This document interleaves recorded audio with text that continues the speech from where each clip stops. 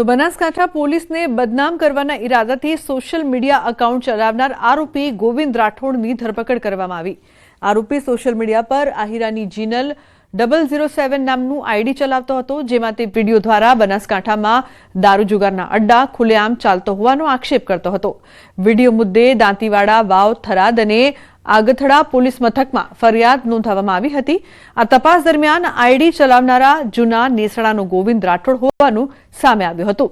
ત્યારબાદ આરોપીને ઝડપી પૂછપરછ હાથ ધરાઈ હતી।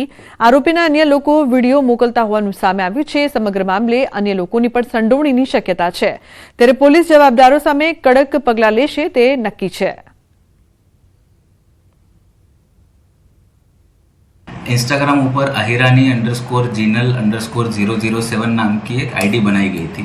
उस आईडी पर अलग अलग पोस्ट अपलोड किए जाते थे, जिसमें गुजरात पुलिस और बनासकांठा पुलिस के विविध कर्मचारियों के खिलाफ अलग अलग पोस्ट किए गए थे, जिसमें कई सारे पोस्ट डिफेमेटरी थे, उनको बदनाम करने के लिए थे और उनके खिलाफ विदाउट एनी वेरिफिकेशन उनको बदनाम करने के लिए उन पर खोटी माहिती लिखी गई थी। आरोपी को अरेस्ट भी कर दिया है। वो अभी 1 दिन के रिमांड पे धानेरा पुलिस स्टेशन में हाजिर है। चेटीचांद, ईद અને ચૈત્ર નવરાત્રીના પર્વ દરમિયાન શહેરમાં કોઈપણ પ્રકારનો અનિચ્છનીય બનાવ ન બને તે માટે શહેર પોલીસ દ્વારા સતત પ્રયત્નો કરવામાં આવી રહ્યા છે। શહેર પોલીસ દ્વારા અલગ અલગ વિસ્તારોમાં ફૂટ પેટ્રોલિંગ, વાહન ચેકિંગ સહિતની કામગીરી કરવામાં આવી રહી છે। જે પણ આરોપીઓ વારંવાર ગુનો કરવાની ટેવ ધરાવે છે તેઓ વિરુદ્ધમાં અટકાયતી પગલાં અને પાસા કરવા સહિતની કામગીરી પોલીસ દ્વારા હાથ ધરવામાં આવી છે। ઈદના તહેવાર દરમિયાન મોટાભાગની મસ્જિદ બહાર પૂરતી સંખ્યામાં પોલીસ બંદોબસ્ત तैनात કરવામાં આવશે।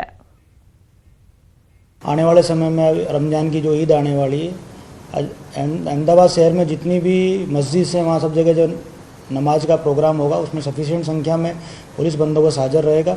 पिछले 1 वीक से अहमदाबाद शहर पुलिस अलग अलग विस्तार में अलग अलग प्रकार की ड्राइव रख के कोई भी अवांछनीय बनाव ना बने, कानून व्यवस्था का प्रश्न पैदा ना हो, उसका पूरा ध्यान रख रही है।